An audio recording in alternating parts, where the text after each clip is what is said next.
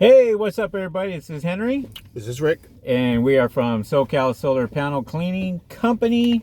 And today's topic is going to be commercial accounts. How to get commercial accounts, pricing, what you need. And so we're going to go ahead and get started on that. Make sure you guys watch the whole video, comment, and let us know if there's anything that we can help you with, and we'll be sure to answer that in our comment section. So, well, first of all, just the basics is what you're going to need is your business license. You got to make sure you have a business license, and a lot of them, commercial accounts will call you. They'll look you up. They'll look you up on Google or Yelp or anything else just to get your services. And they will call you and tell you, hey, I'm on a commercial account. And a lot of them are going to ask for something, what they call is a COI, Certificate of Insurance. And we like to keep our policies right in here in the van itself. So when we talk to them or we're going out there and doing some type of inspection, we will go out and inspect it, take a look at it, and then provide insurance. They'll make copies of that, or we can just send them through email and what have you. So that's the basic.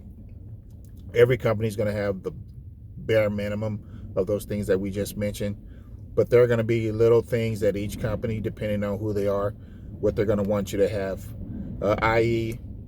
hard hat, safety harnesses, safety glasses, what is your COVID-19 procedure, and what are your safety habits and things of that nature. So yeah, so you got to be really prepared for that, because that's a whole different animal as far as residential. You want to make sure you get bonded. And you have to make sure that your insurance is up to date. And not only that, when you are, dealing with commercial accounts, one of the things that you have to have is a W-9. And so I will leave an attachment. Hopefully I can leave an attachment here on YouTube.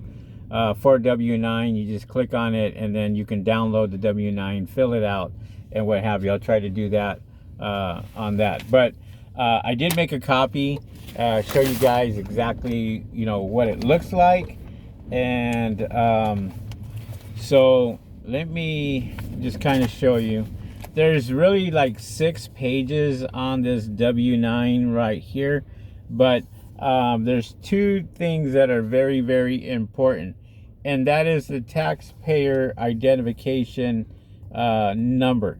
Now, if you are a business, they're going to ask for your W-9. So if you put your business under your own Social Security number, you can use that, or what they call an EIN number, employee identification number. You can get one of those. You have to apply for it through the federal government, and they'll assign one to you.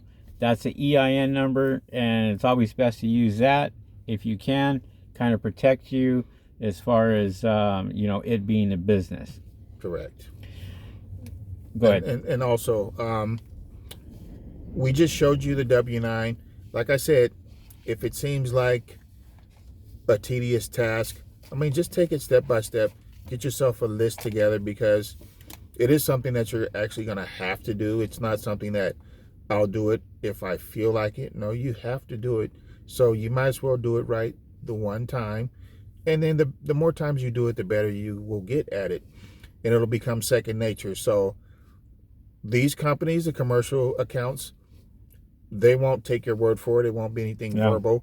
You have to show the actual document before you start any work. Correct. With any commercial account. And this is where a lot of guys kind of slip on that. they may not have this or may not have that, and then the company has to go look for somebody else. Correct. So if you're prepared and you have all the documentation, it just makes things a lot easier because it is a process. And just, I'm sorry, Henry, but just so you'll know, the person that you're dealing with is not the actual boss. So whatever documents that you present to them, they will in turn turn around and present it to their boss, the one that pulls the trigger on, yes, we'll go with these guys, or no, we'll go somewhere else. So, right, like I said, the package has to be complete in order for them to turn around and present it to their boss.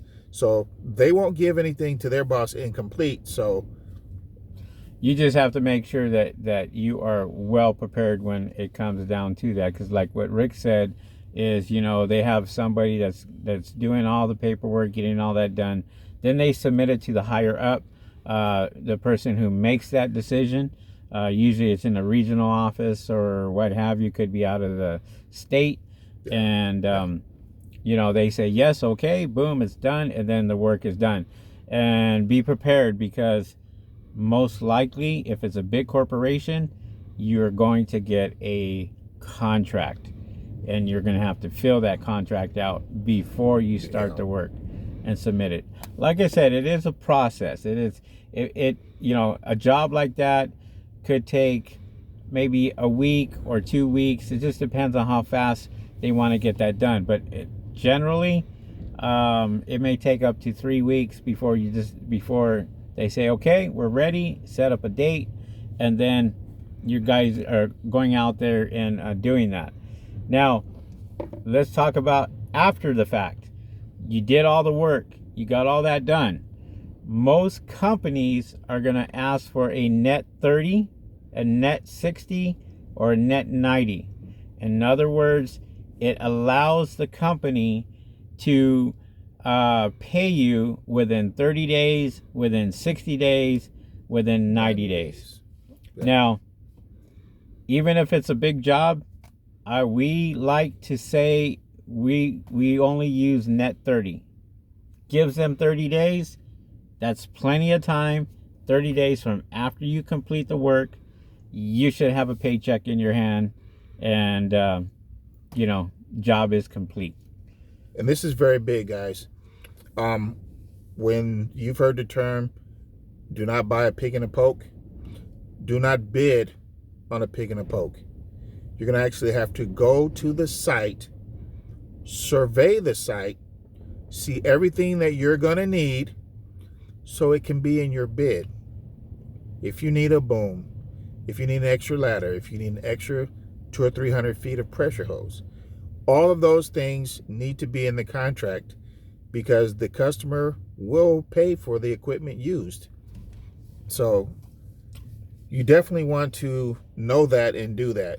Oops, I forgot that part. There we go. But yes, that right there is very, very important, because when you are bidding on a job, you want to make sure you bid correctly. We bidded on a few jobs where we underbid and ended up getting the work, but we found out bids were much higher.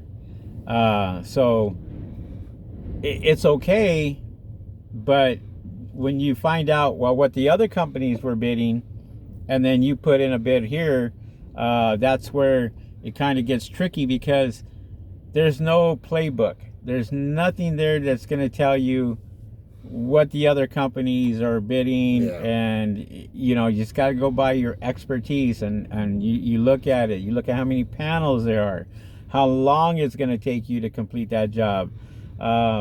We had a bird proofing project that we did, and we cleaned the solar panels.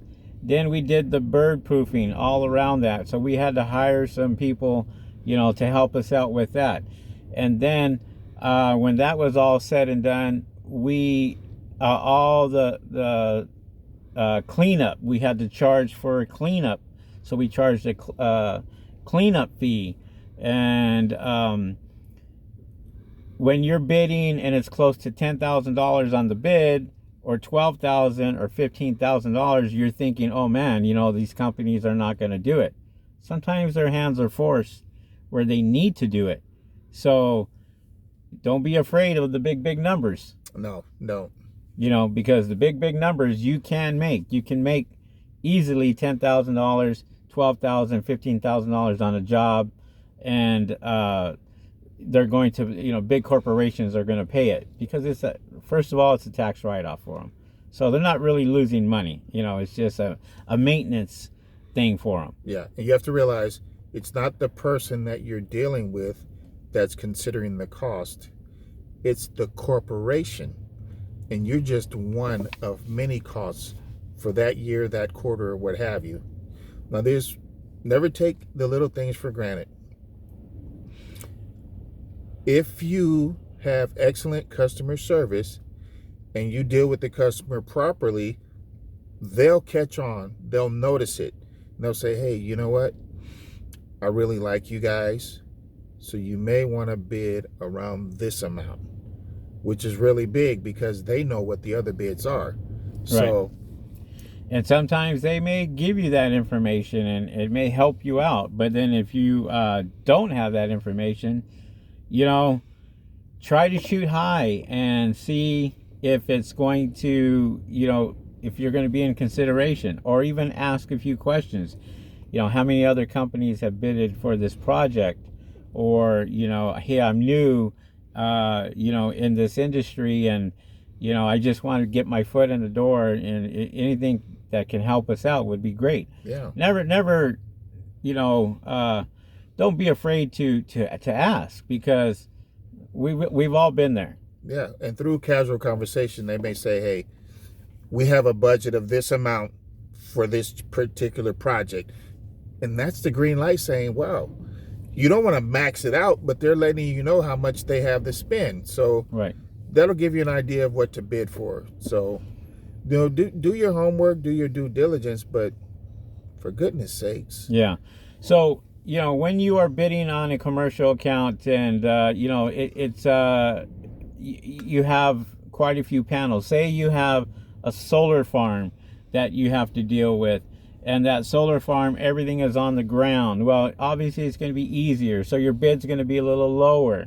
And the more panels they have, the less of a break you want to give them. So you want to lower the price just a little bit more. Not enough for, where you're going to be using so much water and deionized water and labor and everything else, but you got to make sure that you're competitive, because we've seen it over and over and over again where another company will come in and they will bid 50 cents on the dollar, and damn well that particular product, that service, you're bidding maybe like $1.50 or $2 on it. But you'll get this company that comes in and says, oh, I can do it for 50 cents per panel.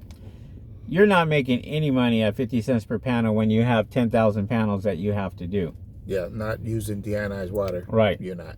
No, and by the time that they get halfway done with it, the time, the labor, and everything else, if they don't have the right equipment, they're screwed, and we've had few jobs where they've had 2 to 3 other people that have started the job but couldn't finish the job, and we were confident enough to sit there and say, yeah, we can get this job done, no problem, here's our price.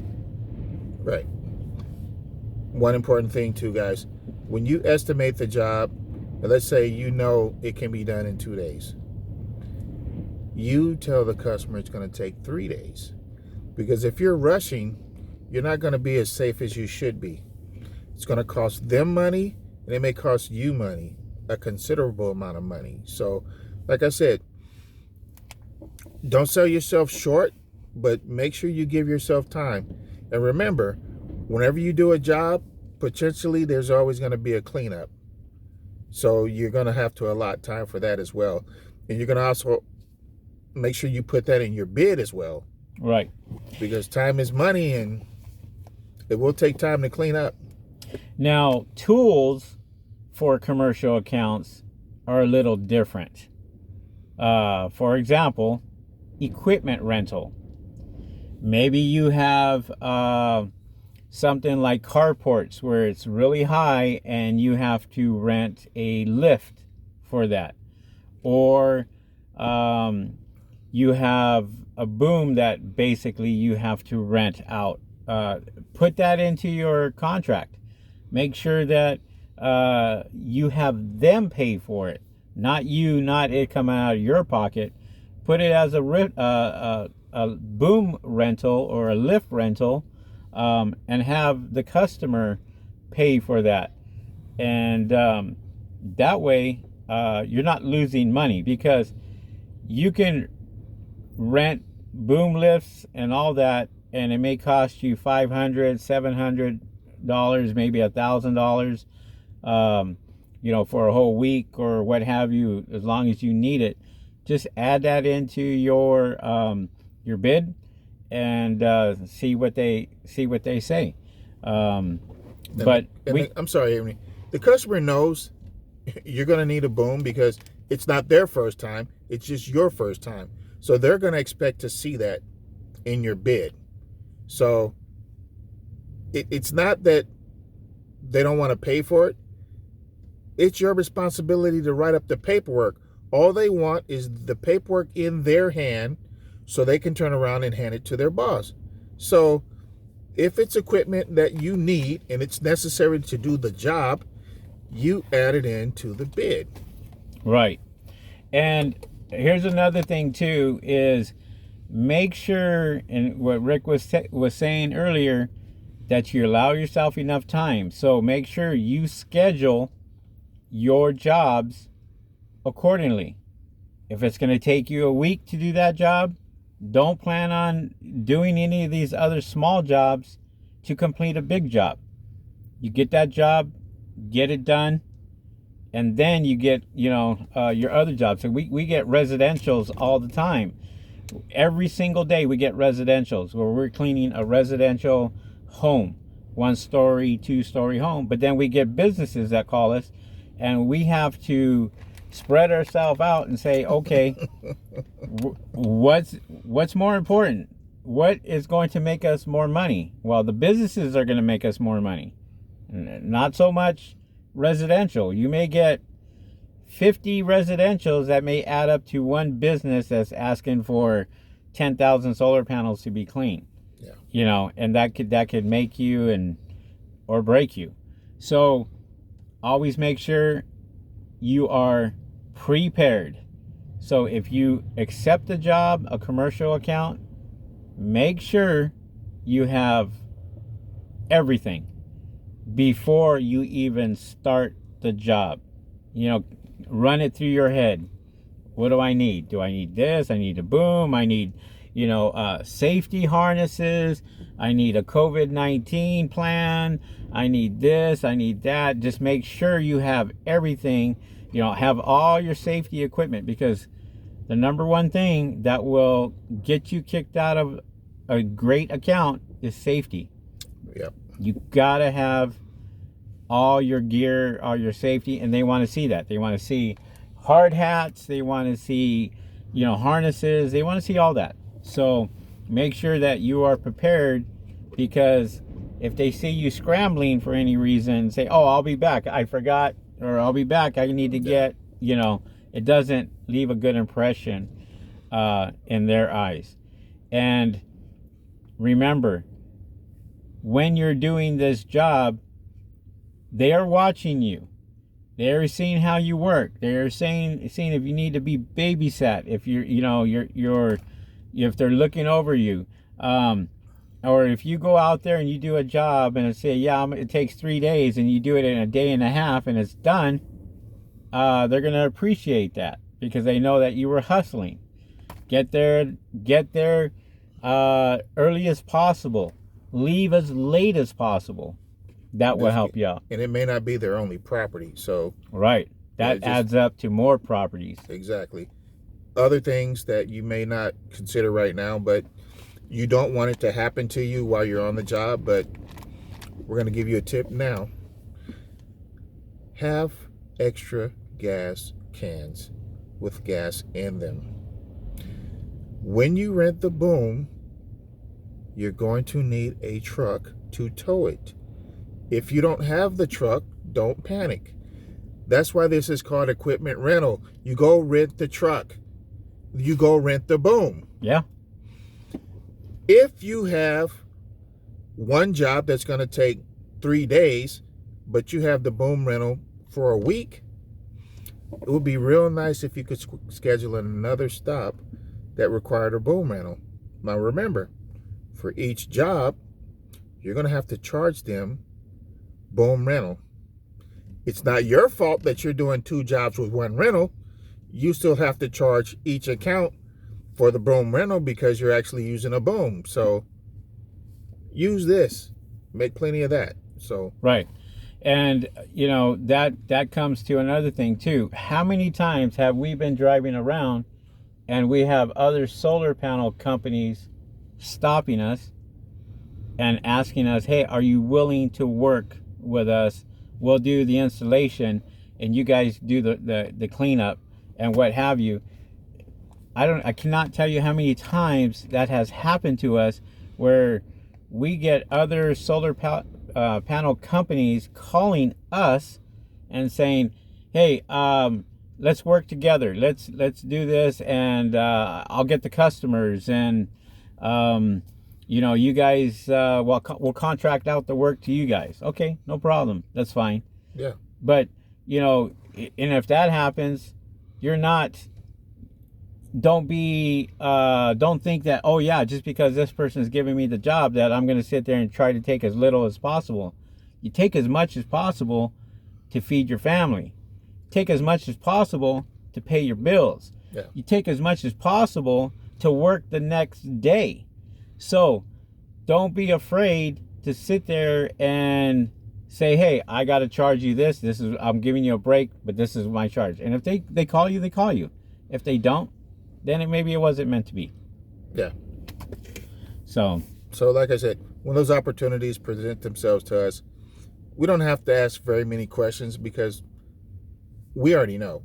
We say yes because they can't give us a job that we can't do or a situation that we don't know how to handle it. So we're showing you guys right now the necessary steps that you need to take as far as equipment rental, because at some point in time, even at a house, it can be an insurance claim to where you're going to have to clean that house from top to bottom, the windows in and out, if you do windows. But you need to know how to go about doing it, and don't panic.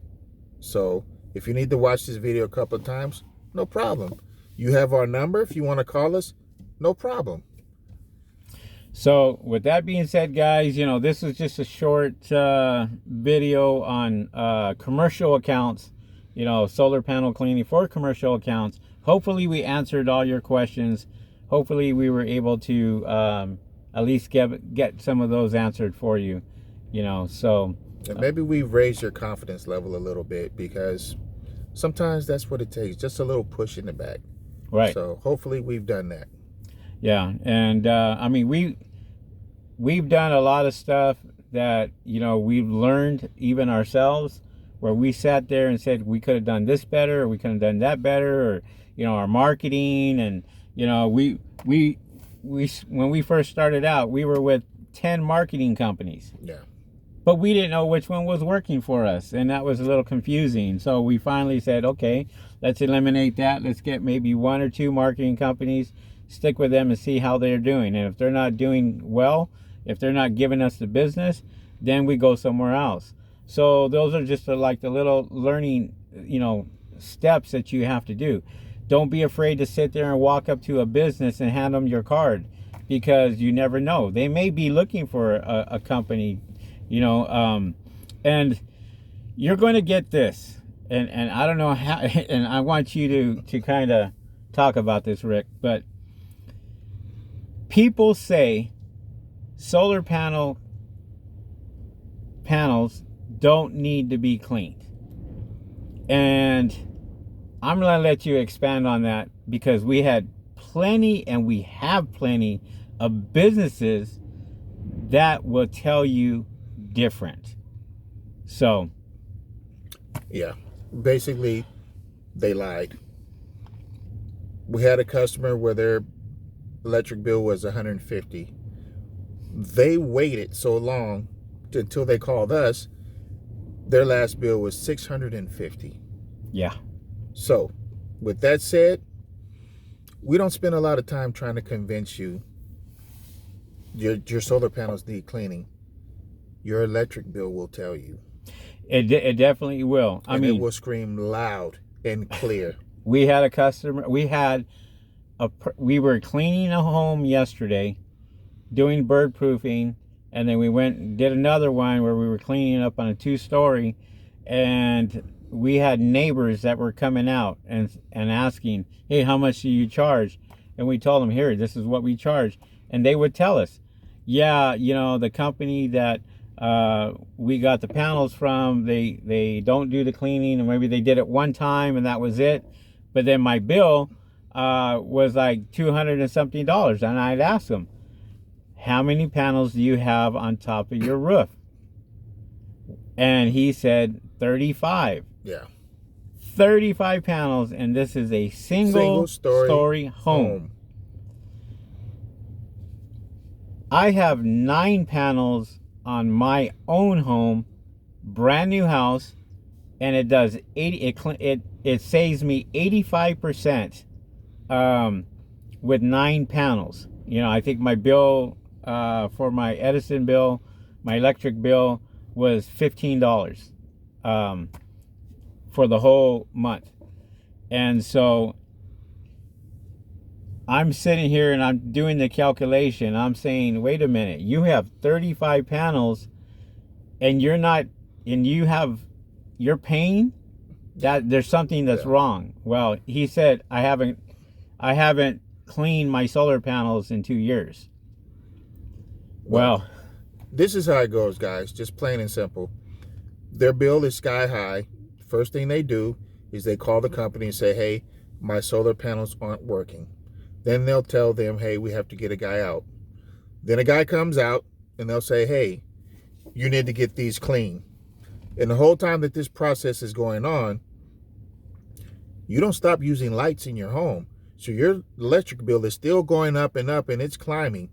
And all they needed to do was tell you beforehand, you have to have these panels cleaned regularly or your bill is going to be sky high. But that kills the sale for them. So take it from us. They need your services. They need our services. Otherwise, why have solar panels? Right. And I've asked before, I said, hey, your electric bill is so high, it's as if you don't have solar panels. Yeah, right. But they weren't like that before. No, they weren't. What happened? I said, well, they got dirty. Yeah. And that's all it takes. I mean, we own our own business and we clean our solar panels all the time. A lot more frequent than a customer would. Customer may have their solar panels cleaned every 6 months. Guarantee you, my solar panels are cleaned every 2 weeks. Yeah. And that's just because I want the best production out of them. And I do see a huge difference when they get dirty and you clean them. And when you clean them, you can see it literally go from here all the way and start to shoot up. And the productivity is increased. So people can say different. They can turn around and tell you, yeah, it doesn't work, or no, it doesn't need it. Well, they're just fooling themselves. And I say, you guys keep thinking that and keep paying the money that you're paying. Right. Listen to me. I'm going to say this not one more time. I'd like to say that. But if I told you that your windshield doesn't need to be clean and I sell windshields, would you believe me? Well, let me know when you crash, because you're going to. You can't see through dirty windshields. Your solar panels can absorb the sunlight if they're dirty. They'll still have productivity. They're X-ray. So basically, even if there's dirt on top of these panels, they're still going to produce. But they're not going to produce like they would if they were clean or brand new. Yep. You don't go over there and say, hey, doc, let me go ahead and go under your dirty x-ray machine. This is why hospitals make sure everything is clean, because they want it to work at the best that they can be working. It's no different than solar panels, no different than you going, I'm going to buy a brand new car but never change the oil. Yeah. Look what happens. Boom, there it is. But before we wrap this up, guys, I'm just going to say this. The reason why we do these videos is because along the way, we've had people to help us out, and they've charged us nothing, most of the time nothing, or very little at all. So all we're doing is paying it forward. You know, you need help, we got help, and it's free. So that's what's up. And like I said, we're going to have more videos to come, but that's where me and Henry are coming from. We just real with it. That's it. There you go. All right, guys. Well, we had enough time to sit back and do this video today. Winds were blowing 40 to 60 miles an hour here. We're not getting up on the roof. Decided to make the video on commercial accounts. There you go. Comment, like, subscribe to our channel, and we'll see you guys on the next video. And as usual, Deuces. peace. We're out. See ya.